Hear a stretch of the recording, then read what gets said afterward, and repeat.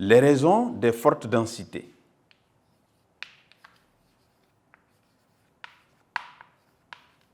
Les raisons des fortes densités.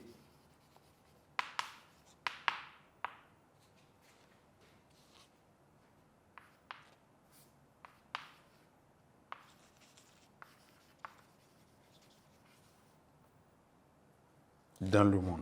Donc, il faut se dire que parmi ces raisons qui expliquent les fortes densités dans le monde, nous avons, par exemple, l'hospitalité du climat. Quand vous prenez les zones où le climat est hospitalier, c'est-à-dire le climat permet le développement ou bien la pratique de certaines activités, notamment économiques. Donc, cela permet aux gens de pouvoir s'installer en grand nombre dans ces endroits-là. Il y a aussi la clémence, par exemple, de la température qui est douce. Il y a la fertilité du sol. Il y a aussi les bonnes pluviométries. Donc, c'est dans tout ça qu'on a regroupé pour dire l'hospitalité, par exemple, du climat. Nous avons également l'ancienneté de la population humaine. Donc, depuis l'apparition de l'homme sur Terre, il y a de ces régions-là qui sont reconnues pour abriter ou pour héberger le plus grand nombre de populations. Donc, ça fait que ce sont les mêmes régions qui continuent d'abriter ces grands nombres de populations. Donc, voilà une raison aussi qui explique les fortes densités de population dans le monde. Et on a aussi les réalisations, l'exploitation des richesses. Okay? Si vous prenez la région de l'Asie, des moussons par exemple, c'est la capacité des sociétés à maîtriser par exemple leur milieu et à produire aussi des richesses. C'est ce qui fait que les gens se sont retrouvés à ce niveau en grand nombre. Et il y a aussi enfin l'importance des migrations. Donc les migrations dans le monde ont permis à certaines zones ou dans certaines zones d'avoir une forte concentration humaine. Et on peut, par exemple, évoquer le cas de la population noire qui s'est retrouvée en Amérique en grand nombre à travers la traite négrière.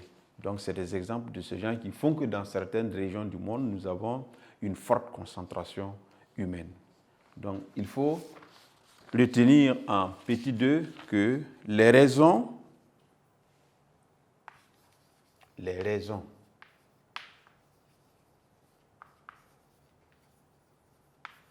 des fortes densités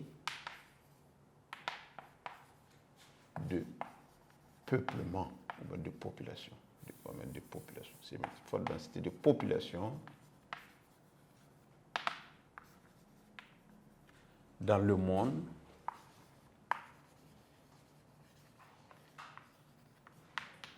sont, d'accord? Première raison, nous avons l'hospitalité du climat. L'hospitalité du climat. Donc, à ce niveau, on peut prendre des exemples. OK. La température est douce, par exemple. Le sol est fertile, fertilité des sols.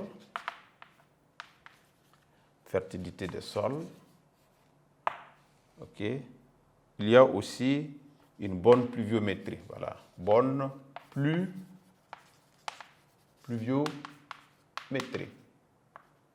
Donc, dans ces régions qui réunissent ces conditions, nous avons de très fortes densités de population. Deuxième cause, nous avons l'ancienneté de l'occupation humaine. L'ancienneté de l'occupation humaine.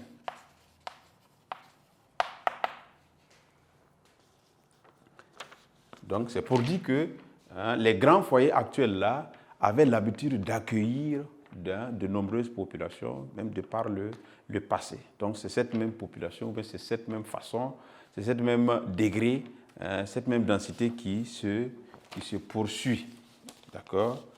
Et nous avons une troisième raison qui est la capacité des sociétés à maîtriser le milieu. La capacité des sociétés à maîtriser le milieu et à produire des richesses. Maîtriser le milieu et à produire des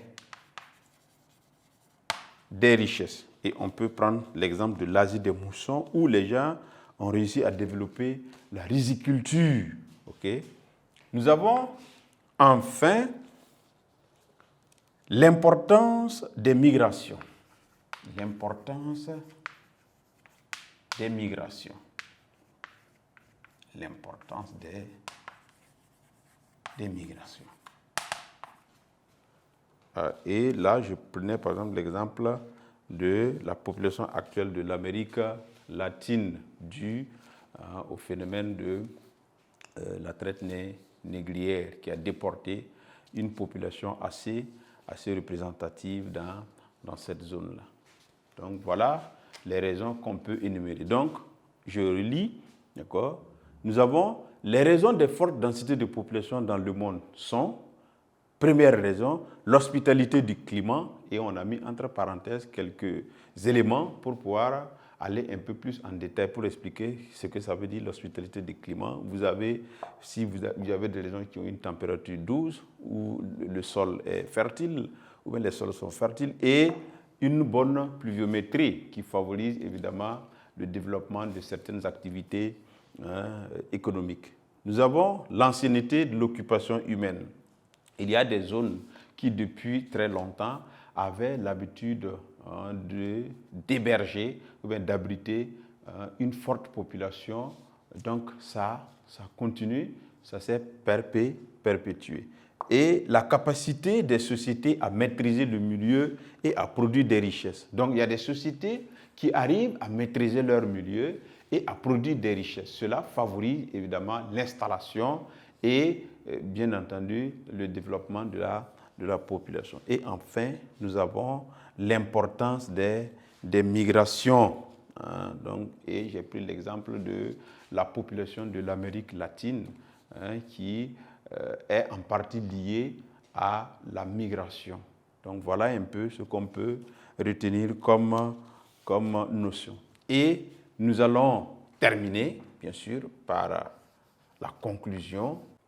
En conclusion, il faut retenir que la population du monde est inégalement répartie dans l'espace. Donc, nous avons des zones de forte densité et des zones de faible densité.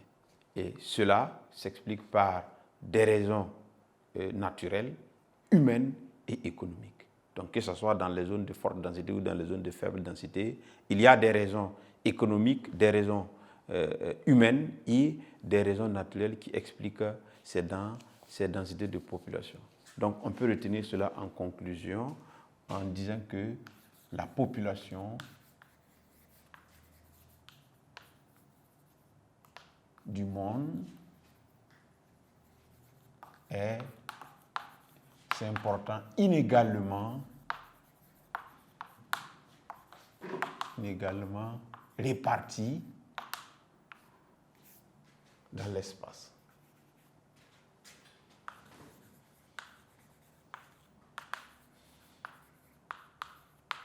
Donc, on a des zones de faible densité et des zones de forte densité.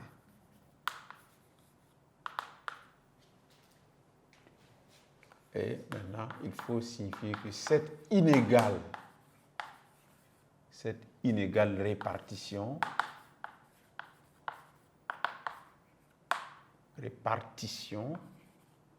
de la population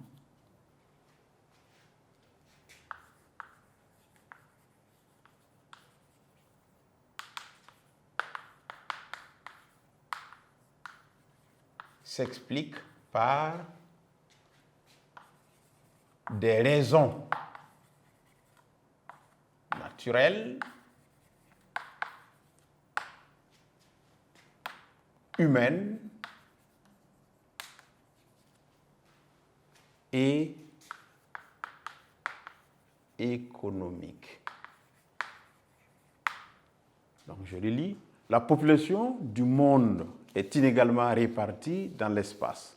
On a des zones de faible densité et des zones de forte densité. Cette inégale répartition de la population s'explique par des raisons naturelles, humaines et économiques.